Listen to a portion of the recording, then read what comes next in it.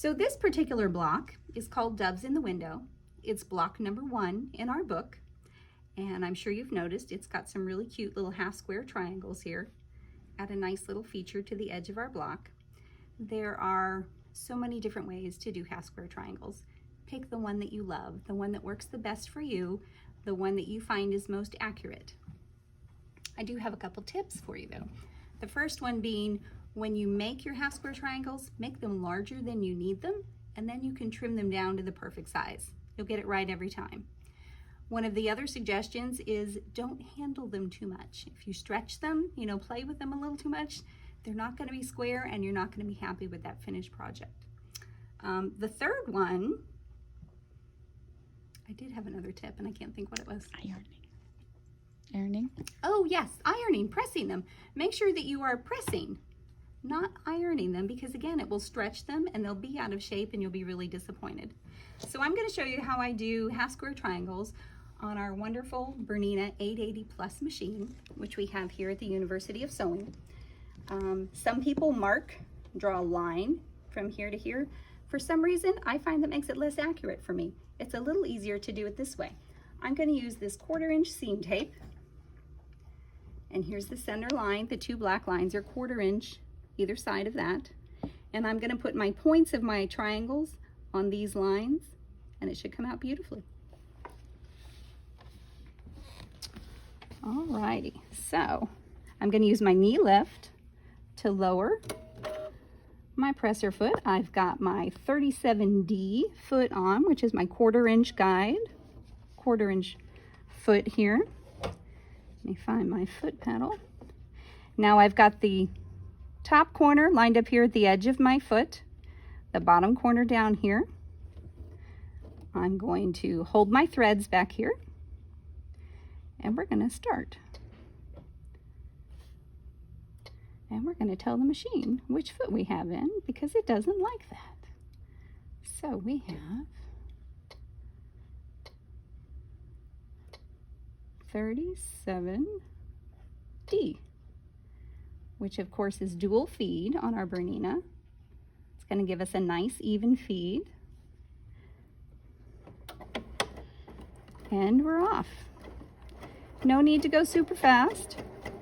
Keeping an eye on that corner of my block, right along that black line on that seam tape. And for chain piecing, I'm not even going to trim those threads. We're going to tuck the next one right under there, again lining up my corner here, the top corner here, and go ahead and keep going.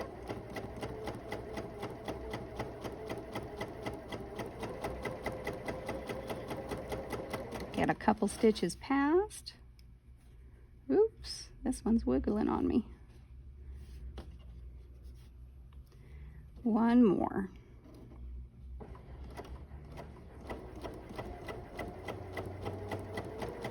Nice and straight. Love the sound of that Bernina. Alrighty, so they're all done. We're going to cut our threads. And now I'm going to show you that little thread cutting tool. So we've got our chain piece here. You could leave it and go ahead and stitch the other part for the half square triangle. Personally, I find it easier and I get a more accurate finish if I take them apart now. 1 and 2. So they are done. And now we get to do it again. A nice long thread tail on that one. Alrighty, so this time I'm going to pull my thread out. I'm going to lower that presser foot again with my knee lift that I love so much. Line everything back up.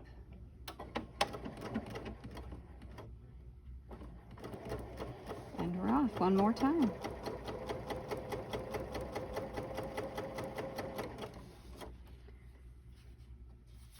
And like I said, there are so many different ways to do half square triangles. Find the one that works best for you. I definitely suggest you do a practice block or 2. Our sampler book is not the easiest, but my thought is what a great opportunity to learn some new quilting skills. trim those threads.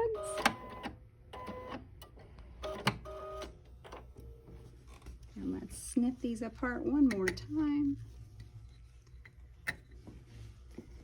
And then we can go turn these into some half square triangles if you want to meet me over at the cutting table.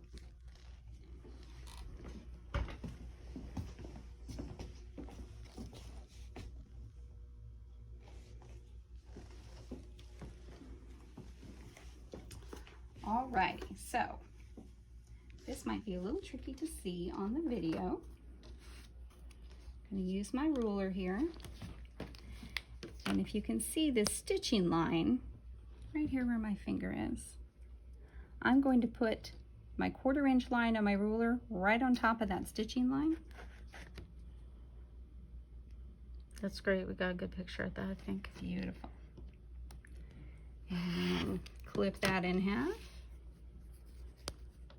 And we have 2 beautiful half square triangles.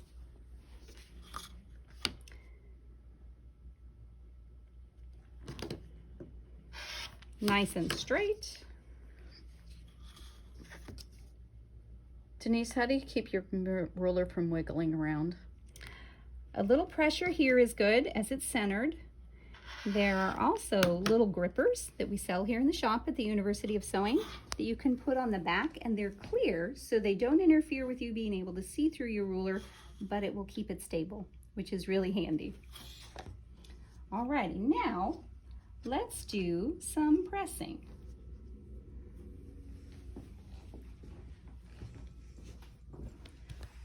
It's a little backwards for me on this side, but that's all right. So I'm going to just give each of these guys a quick set. This will set our seam. It's going to shrink all those threads just a little bit so that they sit nicely together. And then we're going to open these guys up. We're going to keep the seam allowance pressed to the dark side in this instance. Go ahead and finger press. You can use that little seam roller if you like. You can use your little finger pressing tool. And I'm going to remind myself to press, not to iron, because I do want to iron for some reason. Do you use steam? You can use steam, and I like steam because I think it makes it a little crisper. We'll give that one a shot. And look at the difference here. This was with the steam, and this was without. That's really neat. So let's get the rest of these guys done. So Denise, where would people find their tools for pressing, for the quilt blocks? Where can we find our tools? So the University of Sewing has got everything you need to do this project and so many other projects. We are located at 611 West 11th Street in Bloomington, Indiana. But for those of you not in the local area, of course, we do have a website, universityofsewing.com. We've got everything listed on there. Love to have you come in and visit with us. We all love to chat about all things sewing related. And what are you doing to keep our customers safe from COVID? Well, that is a concern, obviously, for all of us. So we do wear masks. We ask the customers to wear a mask when they are in the shop. And then, of course, we're going through all the cleaning protocols that are recommended by the CDC to keep the customers as well as the staff safe.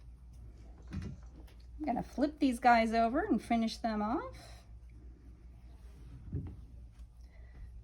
Little shot of steam here. Sounds like it should be a song, I think. Alrighty, now the fun part. We get to trim them down. We're going to go back over here and... Okay, so we're going to trim up those half square triangles to their size to go into the block. We've got our template that we copied from our book. Laid our template here, and it's a little tricky to tell, but our seam line is here. There's the stitching. We're going to put the center line of our template right on that stitching. And then we've taken our friction marker and just marked around the corners, just to give us some guidelines. Then we can move our template. We can take our ruler with that 45-degree angle And he goes right on top of that stitching, and we move it over.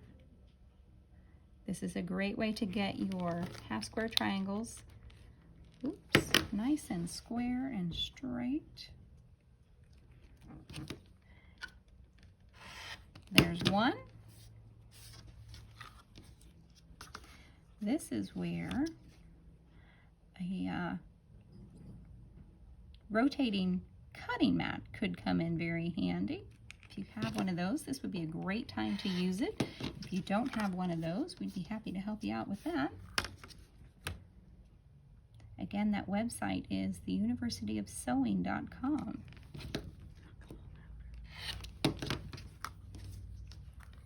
Last one on this guy. Let's make sure he's all nice and straight there.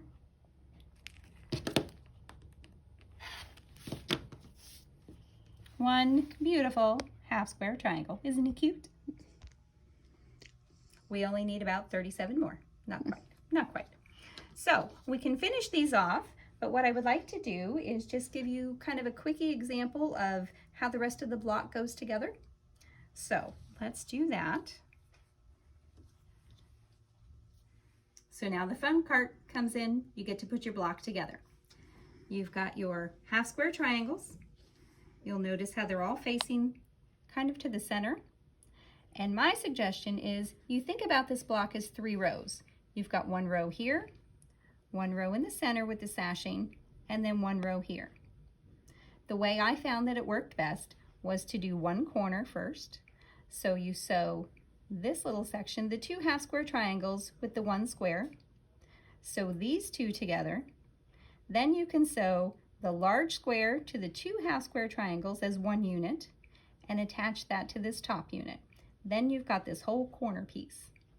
Add your center sashing, the other side, go ahead and do your middle, and then again do it as 1 row. The long sashing piece, the setting stone squares, and then the other one. Now you've got 3 units to assemble together to 1. Your block should finish, the unfinished block is 8.5 inches. Which means the finished will be 8. You can square it up if you like, give it a good press with your steam, maybe use your tailor's clapper. Make sure those seams are nice and flat, whether you're doing the quilting yourself or you're having a long arm person finish your project for you, they will appreciate those flat seams. My other suggestion is definitely do a practice block. Take some of your scraps and try them out, see how things are working so you can fine-tune your techniques. If you have any questions at all, we'd love to talk to you about it. The number here at the shop is 812-323-2665, and all of us here sew and love to sew and would be happy to chat with you about maybe fabric choices if you haven't gotten that far yet. So friends, that's block number 1 of our book, Granny's 1930 Sampler by Ricky Timms. I hope you will give it a try. We're going to do this for the next 42 weeks. There are 42 blocks, so I do hope that you will join us. I'd love to see and hear about how your projects are going, so I hope you'll leave us a note in the comments section here. You're also welcome to send us an email at info@universityofsewing.com. If you're in the local area, please come by and show us. We'd really, really love to visit with you. And thanks so much, everyone. We'll see you next week for block number 2.